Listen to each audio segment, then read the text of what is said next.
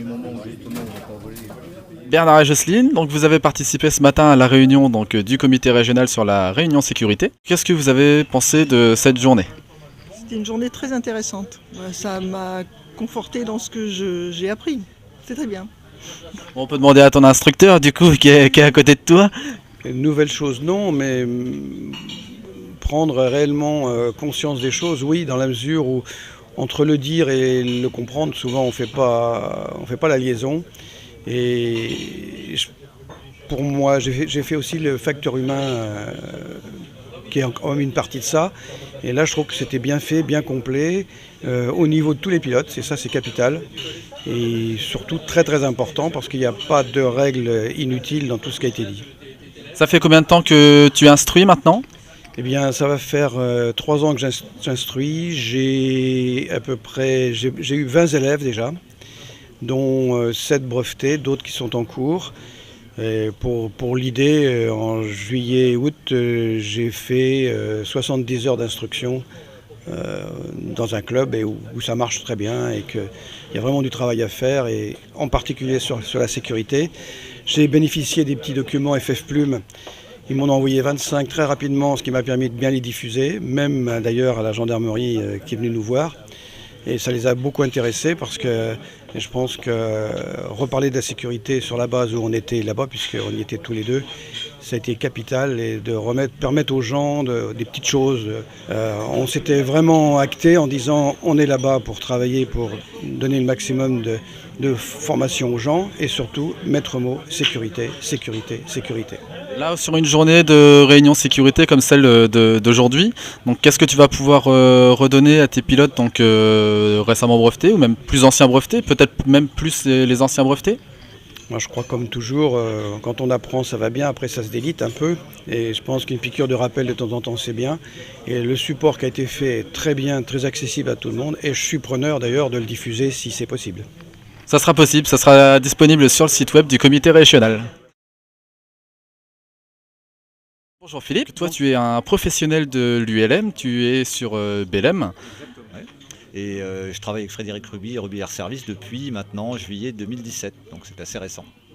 Une réunion sécurité comme celle d'aujourd'hui, ou des pilotes qui viennent te voir une fois qu'ils sont brevetés, qu'est-ce que tu peux ressortir d'une réunion sécurité comme celle d'aujourd'hui auprès de ces pilotes-là par exemple?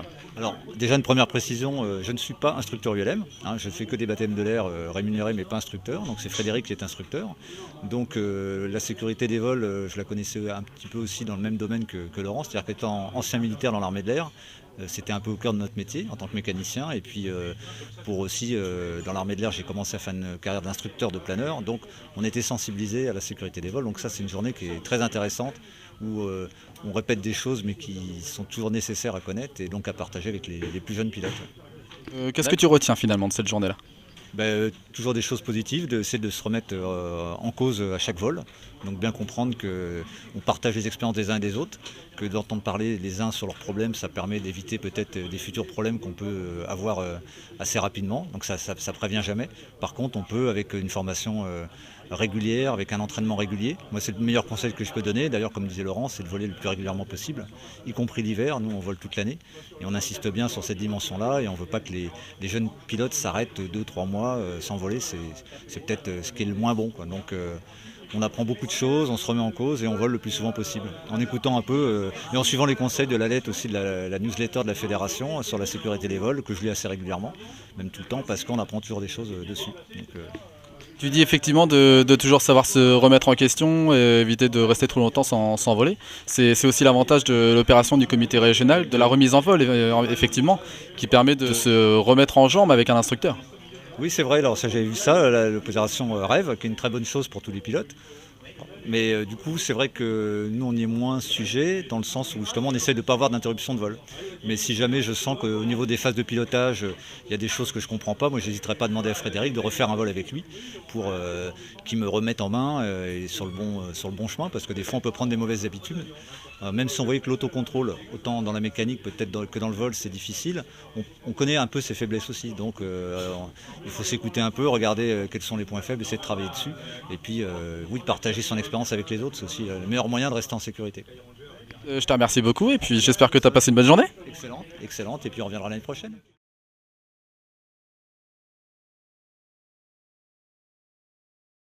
Merci Laurent, tu es notre correspondant sécurité des vols pour le comité Normandie. Tu as animé donc aujourd'hui la réunion de sécurité à Carpiquet. Quel est ton retour toi pour cette journée ? Alors le premier retour positif, c'est la participation qui a été quand même importante. On a été pratiquement jusqu'à 35 personnes. On a pu toucher 18 structures ULM dans la Normandie, plutôt basse Normandie, jusqu'à Vauville dans la Manche. Donc ça c'est quand même un retour positif parce que c'est difficile de faire déplacer les gens pour la sécurité des vols qui n'est pas toujours aussi simple qu'on peut le penser.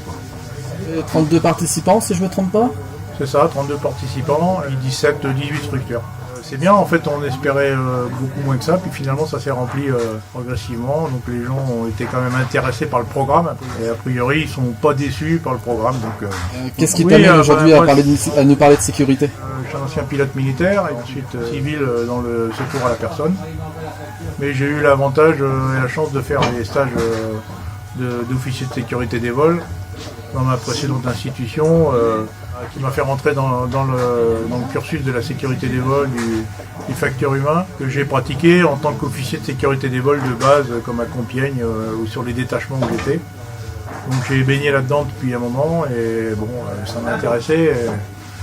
Alors, ça fait que pour moi c'est assez simple, mais l'idée c'est de faire passer la culture, quoi. C'est pas si facile que ça parce que le monde militaire est assez structuré, mais le civil c'est du loisir, donc c'est quand même déjà il faut faire une approche plus pragmatique, quoi, pour les pilotes de loisirs. Effectivement, comme tu dis, c'est une vraie culture sécurité qu'il faut réussir à transmettre. Et aujourd'hui, donc en tant que correspondant sécurité des vols, justement, pourquoi un dirigeant ou un licencié pourrait te consulter pour... En fait, l'idée, c'est d'adapter les codes de la sécurité des vols générale, de la juste culture pour le pilote de loisirs. Et ils peuvent me contacter pour des problèmes de réglementation aérienne ou des problèmes de sécurité pure vis-à-vis soit de leur aéronef personnel, soit de la structure dans laquelle ils évoluent. Et puis les dirigeants de structures ou de clubs, pareil, ils peuvent me poser des questions sur le côté un peu volet juridictionnel de la documentation nécessaire et de la responsabilité un peu vis-à-vis des utilisateurs, quoi. On peut le rappeler, toi tu es là pour faire de la prévention et en aucun cas pour faire de la répression ou d'aller... En fait, le CSV, le correspondant sécurité des vols, il est là pour faire de la prévention. Moi, j'expose ce que j'ai connu et ce que je sais faire. Maintenant, il n'y a pas d'obligation, ce sont que des conseils. Il n'y a pas de mission de police. Ce que le CSV reçoit comme information, c'est confidentiel. C'est forcément dépersonnalisé. Je te dis à très bientôt Laurent pour un prochain événement sécurité des vols.